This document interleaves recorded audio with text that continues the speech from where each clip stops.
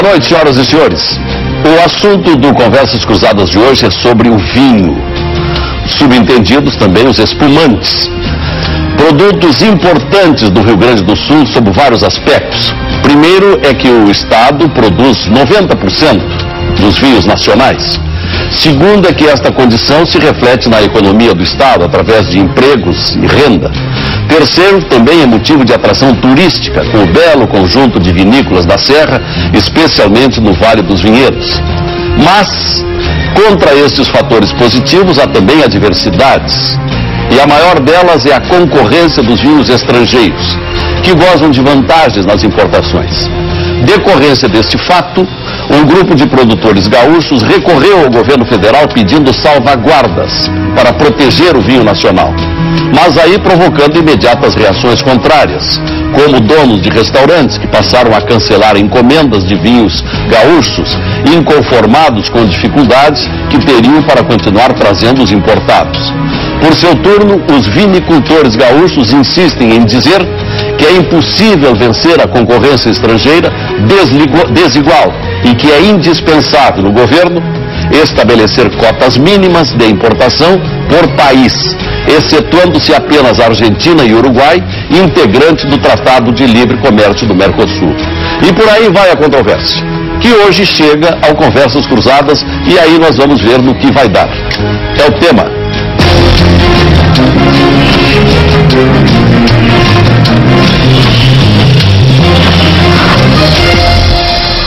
Convidados da TV Com para este debate: o empresário, diretor da Vinhos do Mundo, Leocir João Vanazzi; o diretor executivo do Instituto Brasileiro do Vinho, Ibravin, Carlos Paviani; o advogado tributarista Cristiano Dil Xavier; e a advogada, professora do Direito do Vinho na Universidade de Caxias do Sul, doutora Kelly Isandra Bruch.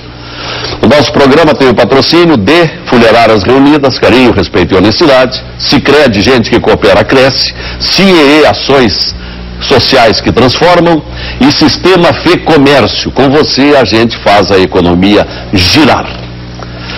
Vamos começar pelo senhor Carlos Paviani, um homem que convive no setor há muitos anos. Eu até vou perguntar para ele há quanto tempo ele vive no mundo do vinho, como empresário, como dirigente, e do Ibravin. O que ele está achando desta situação toda? Paviani, boa noite. Boa noite, Fazer. Boa noite aos demais convidados aqui do Conversas Cruzadas. Nós estamos então nesse momento, um momento que eu acho que é... Há quanto tempo no vinho? No vinho há 17 anos já. Está bem curtido então. E consumindo é muito mais, né? A gente nasceu e se criou no meio das parreiras aí, né? Mas é isso, essa situação nós entendemos que é uma situação que ela está sendo bem, é uma oportunidade também para o setor, né? Para fazer uma discussão, para levantar problemas, para levantar situações que na verdade às vezes elas ficam desconhecidas do grande público e que perpassam digamos assim, a complexidade desse produto, que tem, digamos, um apelo cultural e um apelo também emocional. As pessoas, né, têm com o vinho uma ligação, digamos assim, até afetiva, eu diria, né? Então isso é um produto que ele se diferencia dos outros, né? Mas o que nós estamos buscando, Lazer, né? Nós estamos, na verdade, o setor vitivinícola gaúcho e brasileiro, ele é um setor comparativamente dentro da agroindústria brasileira pequeno, né? Onde recentemente, nos últimos anos, é que se começa, digamos, a colocá-lo em pauta das grandes discussões nacionais, estaduais e nacionais até, em função do seu tamanho, né? Quer dizer, o setor agrícola brasileiro sempre foi muito mais, refletiu mais sobre café, sobre açúcar, o álcool, sobre essas questões, muito mais do que pequenos setores que nos últimos anos começam a ganhar espaço. Então o vitivinícola é dentro desse conjunto, né?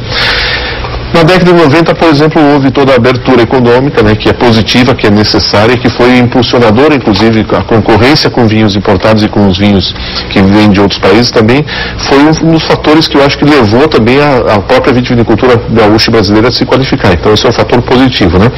Nós também concordamos que por outro lado, por exemplo, nesse momento também se negociou lá o Mercosul, né, que estabeleceu condições específicas, né?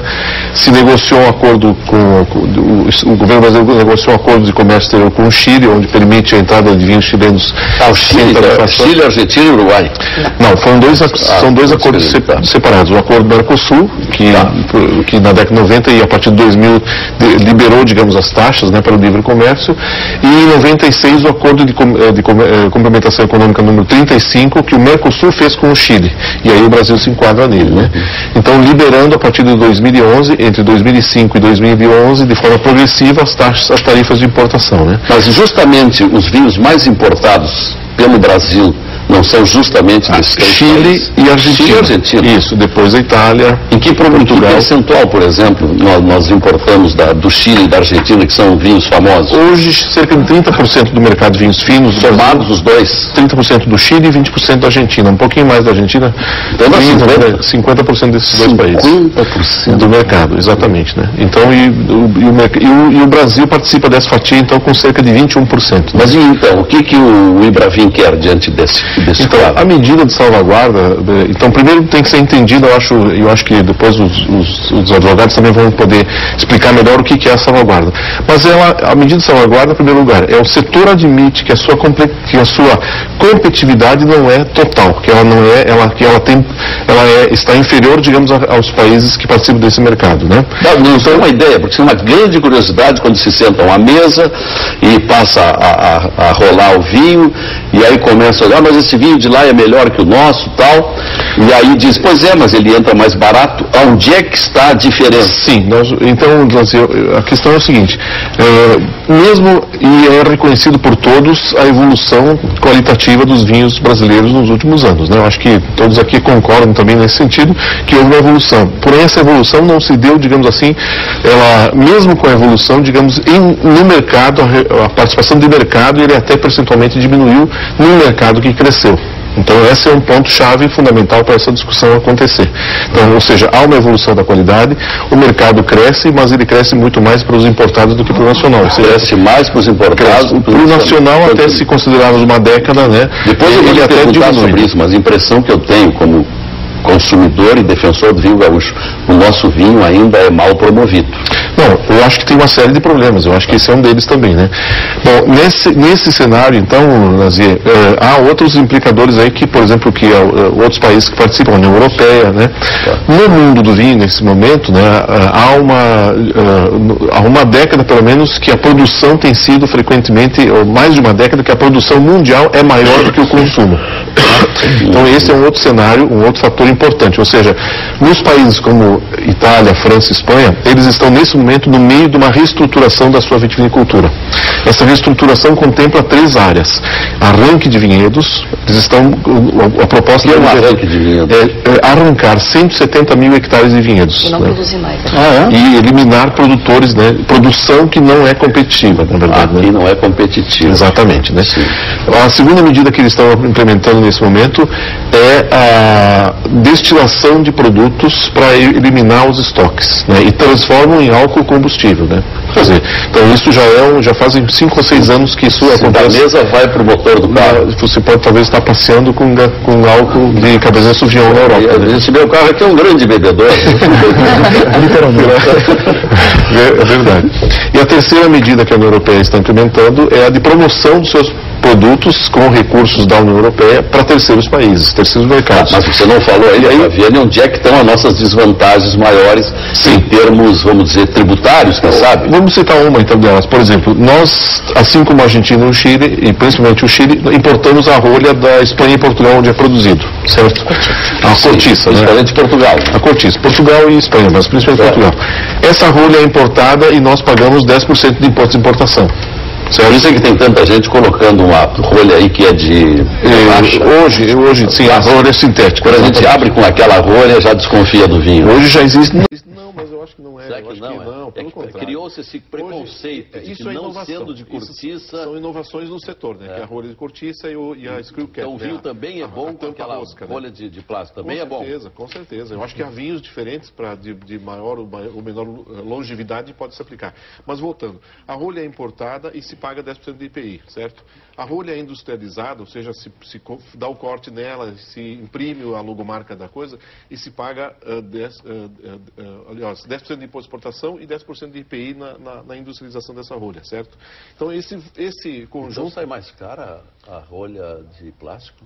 Não necessariamente. Eu estou falando da rolha de cortiça, né? De cortiça é 10%. Então, eu estou demonstrando como que a carga tributária, digamos, acaba também encarecendo o produto. E aí fora eles não pagam Lá isso? fora esse imposto não existe. Ele só vai existir o imposto, digamos, quando a rolha estiver fechando a garrafa. Que aí é o imposto de valor agregado, o ICMS, o IVA, como se chama em outros países, né? Mas dá para continuar daqui a pouco? Sim, pois não. Tá, porque eu já vi que é um volume de argumentos que nós precisamos fraccionar um pouco. Perfeito, está bem. Bom, trouxemos aqui um grande importador, o diretor comercial da Vinhos do Mundo, que é uma empresa muito conhecida, Leocir Vanazzi.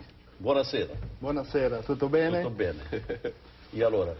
Bom, primeiro eu queria agradecer o convite e agradecer aos convidados aí por... Acho que a gente está aqui para debater um assunto importante, né? Eu trabalho no mundo do vinho há 25 anos, né? Então, com certeza, o Paviano é mais jovem que eu. E acompanhei todo esse desenvolvimento, esse crescimento desde a abertura do mercado nos anos 90, na década de 90, né? Que eu acho que vieram auxiliar muito a desenvolver a indústria vitivinicultura do Rio Grande do Sul, principalmente. Acho que o mercado é globalizado, acho que todo mundo compete com todo mundo. Eu acho que isso é uma tendência e dificilmente muda. E o que eu penso como comerciante há muito tempo, que o que o Lazier comentou é o meu ponto principal, que eu acho que os produtos nacionais são muito bem trabalhados no parreiral, na vinícola, na produção, tá? Acho que existe todo um trabalho que as pessoas dedicam intensamente, mas quando sai para a etapa que é venda, que é comércio, que é conquistar o mercado, falta muito.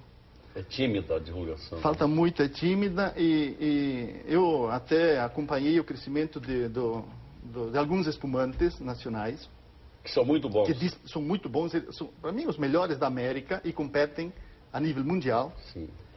É bom dizer isso. A nível mundial. Bom, o importador está dizendo isso. Que já, isso é um consenso que está se formando. Os nossos espumantes, que antes se chamavam champanhes, mas que não pode pelo como é que se chama? Pelo direito Na prática respeito pode. à denominação de origem. Na prática denominação pode. de origem. É um conceito que a gente adotou. Na prática pode. Mas os espanhóis também não chamam de champanhe. Chamam de cava. E os alemães também. Os italianos é prosecco. A Itália é prosecco, Rast e outros. Mas então, sublinhando bem, são dos melhores espumantes do mundo, melhor da América Latina. São os melhores da América. Eu acompanhei o crescimento e desenvolvimento de algumas marcas que hoje vendem toda a produção, que a demanda falta sempre, todo ano falta.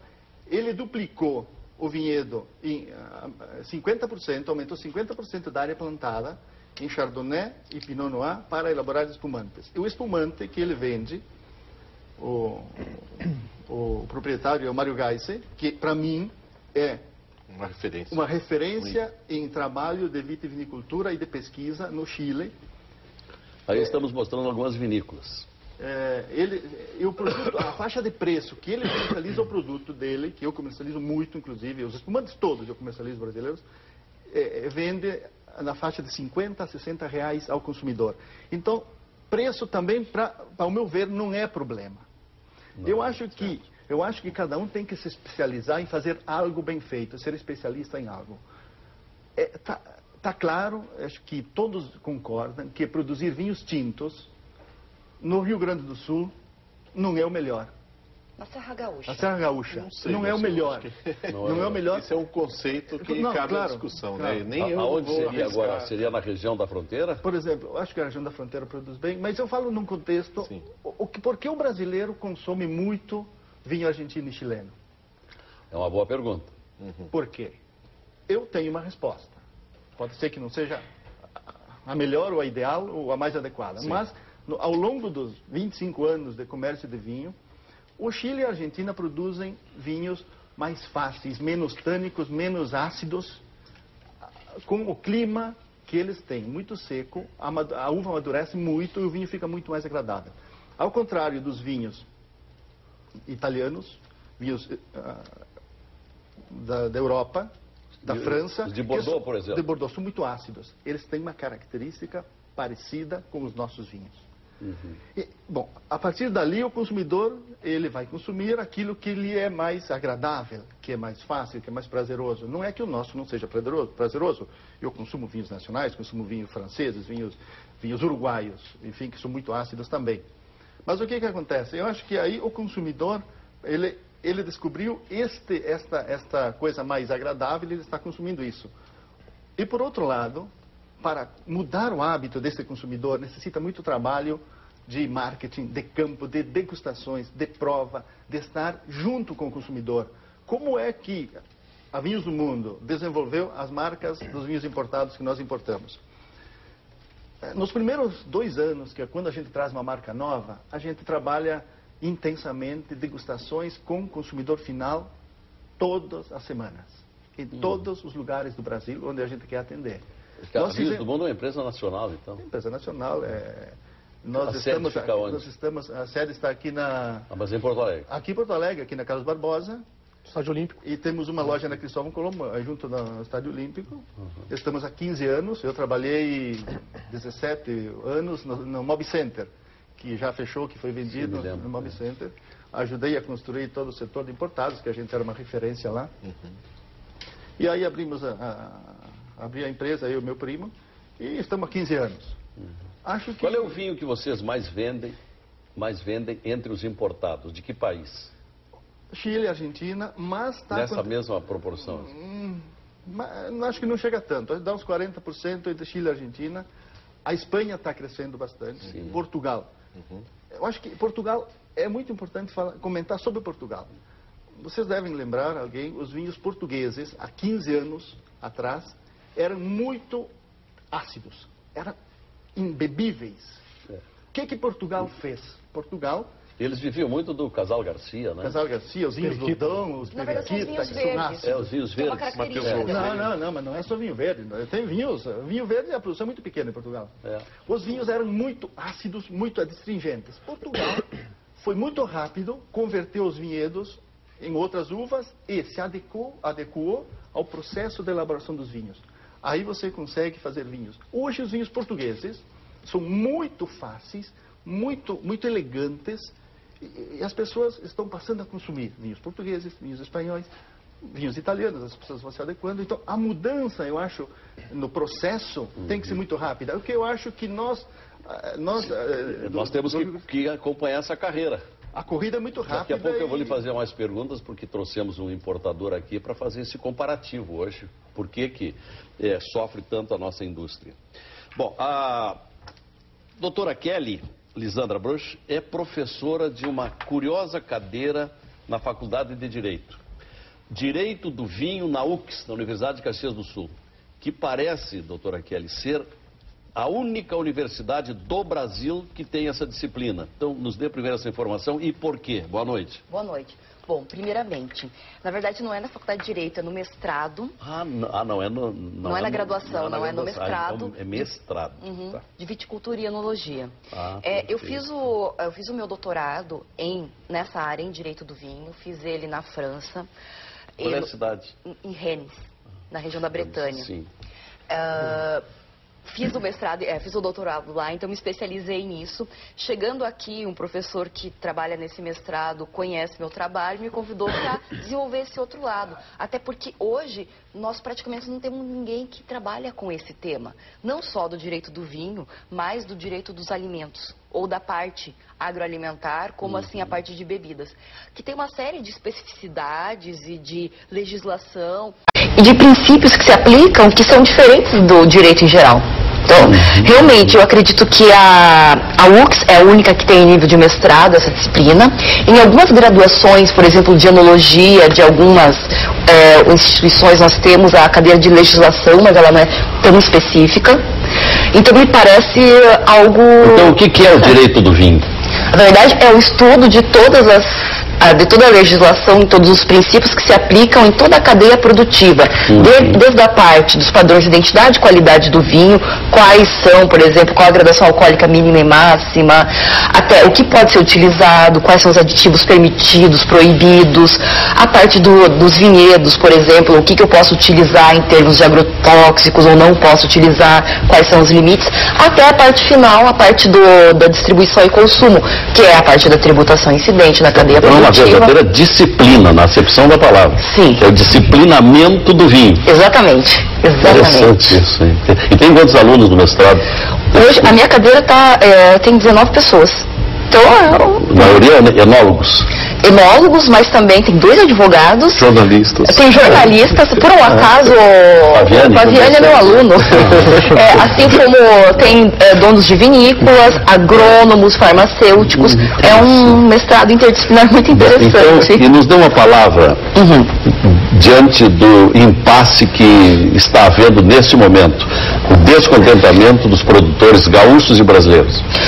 Bom, eu não estou há tanto tempo no setor, eu estou há 7, 8 anos, então é relativamente menos. E verifico desde que comecei a trabalhar com vinho que houve uma evolução, sim, no vinho brasileiro. Eu acho que ele está adquirindo uma característica própria. Não adianta nada nós fazermos Coca-Cola, ou seja, fazer alguma coisa igual a todo mundo. Porque igual a todo mundo o Chile já faz, né? Essa é a minha percepção. Os vinhos que você encontra, não, claro, não é vinhos do mundo, mas no supermercado do Chile, são todos iguais. Muitas vezes, daí respondendo talvez a pergunta que fizeste, os consumidores compram por quê? Porque é importado, é mais chique. Imagina, você vai levar sua namorada para sair, né? Eu vou oferecer um vinho importado, pega um chileno de R$10. Eu tenho medo de quem toma um chileno de R$10, mas tudo bem. Esse é um dos problemas, né? De um lado, porque o nosso problema, o problema do setor vitivinícola de maneira geral nunca foi os bons vinhos, porque eles, na verdade, abrem o caminho para que mais consumidores se formem. O problema são aqueles vinhos que a gente chama de combate, ou aqueles vinhos que acabam entrando ao contrário da lógica por descaminho, que acabam entrando de outras formas aqui no Brasil sem pagar tributos, então concorrendo inclusive deslealmente com os próprios importados. Esses são os problemas. Houve uma época em que se bebia um vinho tido como alemão e vinha da Tunísia. Bom, olha, hoje você ainda pode beber vinho alemão, francês, espanhol ou português, vindo da Tunísia e vindo do Marrocos, porque lá, dependendo do vinho que você comprar, não tem a origem em cima. Ele pode ser embalado, por exemplo, na França, mas não ser necessariamente a uva francesa. Isso é uma coisa que é interessante ressaltar. Bom, e com relação à questão em si, ao problema, há essa série de fatores que efetivamente fizeram que caísse drasticamente a participação do vinho fino brasileiro no total do vinho fino comercializado no Brasil. Considerando que, no âmbito da OMC, que é a Organização Mundial do Comércio, e na legislação brasileira, há uma legislação que fornece certas medidas que tratam de defesa comercial quando por algum motivo o setor está sendo atacado, o setor, dentro da lógica da democracia, que é poder utilizar os direitos que ele tem, recorreu administrativamente ao Departamento de Defesa Comercial e pediu uma medida que pudesse auxiliá-los a controlar a concorrência desleal em algumas situações, como é essa que eu citei anteriormente, e não estou falando de todas, para que haja uma igualdade no comércio. E como é que está esse pedido? O pedido foi protocolado agora. Em abril. Então ele foi protocolado. Ele foi março. Então não tem resposta ainda. Não, ele acabou de ser publicado. O que acontece agora? Isso acho que é uma coisa que é muito importante deixar claro. Foi publicado, todas as pessoas que tiverem interesse podem apresentar contestação, defesa, argumentos perante o DECOM. Então quer dizer que isso é uma coisa que eu gostaria de ressaltar. Tem muitos restaurantes que estão fazendo boicote. Porque ao invés de boicote, eles não vão lá e protocolam na instância administrativa correta. O que é um Estado de Direito? É aquele que você pede à autoridade competente o teu direito ou que defende que ele não existe. Então, por que eles não vão lá e apresentam documentação perante o DECOM para comprovar que efetivamente não há essa concorrência desleal ou o que foi colocado na petição não é verdade? Ao invés de simplesmente tirar os 2 vinhos da carta das 200 que ele já tinha, né? Se tem alguns restaurantes de São Paulo que estão fazendo isso. Sim, eles têm 200 importados, 2 nacionais. Então eles vão tirar todos os vinhos nacionais da carta. Fica fácil, né? Tirar 2. E na verdade você chega às vezes nesse restaurante, tem 2 vinhos, você pede um, não tem. Então, bom, essa é a situação. Bom, daqui a pouco eu vou lhe pedir mais para ver como é que vai se conciliar esta situação.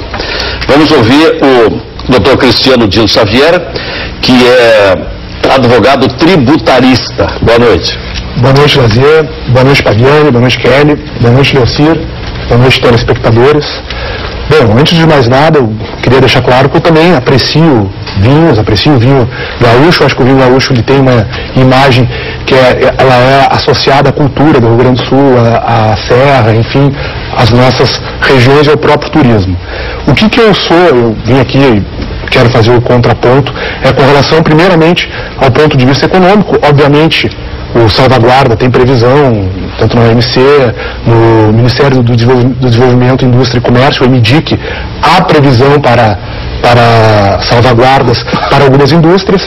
Mas para que serve salvaguardas e cotas? É tentar tornar uma indústria que é ineficiente ou que não está tendo a eficiência desejada para que ela consiga ter um resultado melhor. Impedindo a entrada de outros produtos, de produtos importados, tentando, enfim, tornar essa indústria um pouco mais competitiva. Esse é o primeiro ponto, tentando entender o que é o salvaguarda. A tributação do vinho nacional e do vinho importado. O jornal A Folha de São Paulo, dia 28 de março, fez uma média da tributação entre o vinho nacional que está errado, o vinho importado. Que está errado. Por isso que eu estou dizendo que a fonte é a Folha de São Paulo, não é mesmo?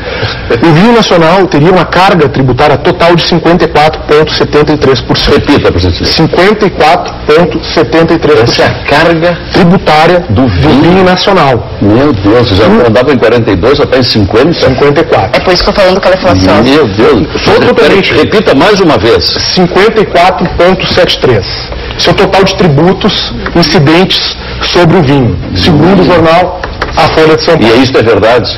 Então há controvérsia. Não é verdade. Não é verdade. Está em quanto a taxa? Ela é variável. Ela varia em torno de 42, 45. Doutora Kelly pode até explicar melhor.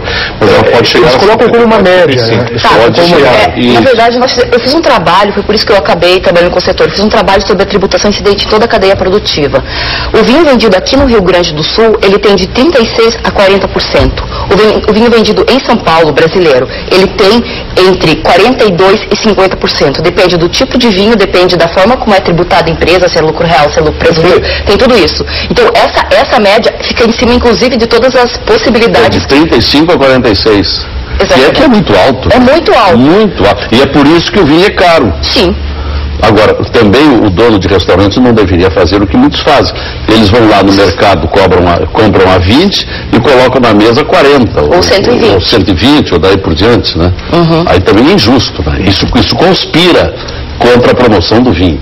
Mas prossiga. Bom, segundo o mesmo periódico que eu citei anteriormente, a tributação do vinho, então, ficaria numa média, né, abrangendo todas essas variáveis, se é lucro real, se é lucro presumido, tamanho da vinícola, chega a esse percentil. O vinho importado, por sua vez, teria um percentil maior de 74,73%. Que também o erro é ainda maior, doutor Cristiano. Tudo bem, só estou trazendo a informação.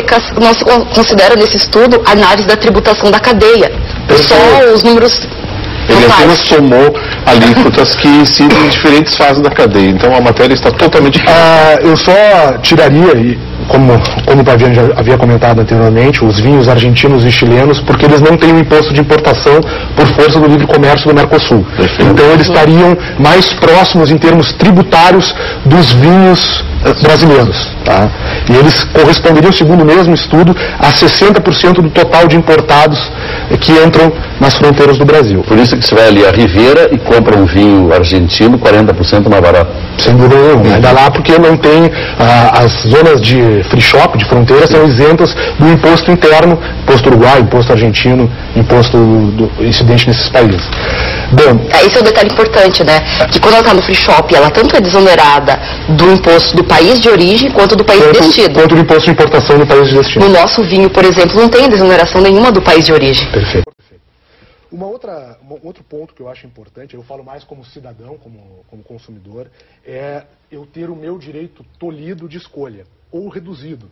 Eu não poder mais, ou não nas mesmas proporções hoje, poder apreciar um vinho francês, português, espanhol, seja lá do país que for, por conta deste salvaguarda. Eu não acho isso na minha opinião, fere a minha liberdade de escolha, fere o meu direito à liberdade, fere o direito à liberdade dos consumidores, dificulta, muda as regras do jogo no curso do jogo. Isso é ruim para aqueles lojistas, importadores que investiram, que tinham uma ideia que o mercado era livre e daqui a um pouco ele é modificado. Então, lojas... O senhor diz a mesma coisa com relação aos calçados que são taxados quando vêm da China, por exemplo?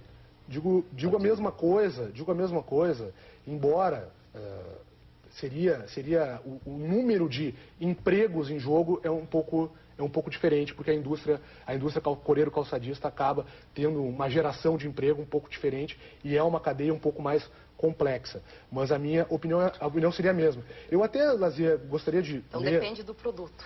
Não, é a mesma. Claro, é a mesma. Não, eu falei, a minha opinião é a mesma, mas admitindo uma exceção da qual eu não compartilho, poderia-se trazer à tona a questão dos empregos em jogo, da importância da cadeia. Só queria colocar aqui a informação do manifesto assinado pela vinícola Adolfo Lona, Cave Gás, Valontano, Angeben e Salton, que são contrários ao salvaguarda. Elas são contrárias. Até o Alberto Lona. Publicaram. Ó, eu vou tomar liberdade. Ele é argentino, mas está aqui há quase 30 anos. A empresa gaúcha... Não é por isso. Não é por isso. Mas eu acho que ele descobriu o que se faz bem, espumante. Ó, são essas vinícolas, então, Salton, Adolfo Lona, Cave Gás, Valontano e Angeben, que diz o seguinte, que diz o seguinte o manifesto, abre aspas, por que não concentram seus esforços para baixar os tributos do vinho brasileiro, em vez de aumentar a taxa dos importados? A gente não sabe isso há 10 anos. Por que não pedem o fim das instruções normativas que limitam e dificultam as atividades das pequenas vinícolas? Fecha aspas. Porque na lei não é instrução normativa. Ok, é o manifesto do esse é um bom tema, mas há anos se reivindica por um rebaixamento no imposto sobre o vinho e não acontece nada, porque é considerado supérfluo. Sem dúvida. E aí o governo ganha muito em cima do vinho, não tanto, mas quase assim, parecido com o cigarro. O governo usa o princípio da seletividade do IPI para que aqueles bens considerados supérfluos, como cigarro, bebidas, até teve uma campanha, da qual eu achei muito interessante, do vinho ser considerado alimento. Foi uma campanha muito bem divulgada. E conseguiu ser aprovado? Não conseguiu. Infelizmente o Rigoto vetou. Isso que o Rigoto é de lá, né?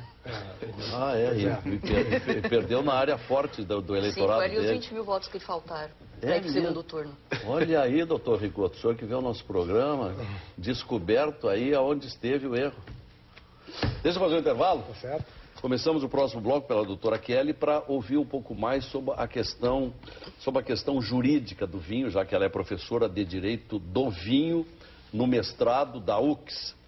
E o tema é interessante, até porque nós gaúchos somos, se não estou enganado, Paviani, os maiores bebedores de vinho do país. Com certeza. É uma média de, parece que é 8 litros ano per capita, é mais ou menos isso, né? É possível. Eu vi essa estatística outro dia num seminário.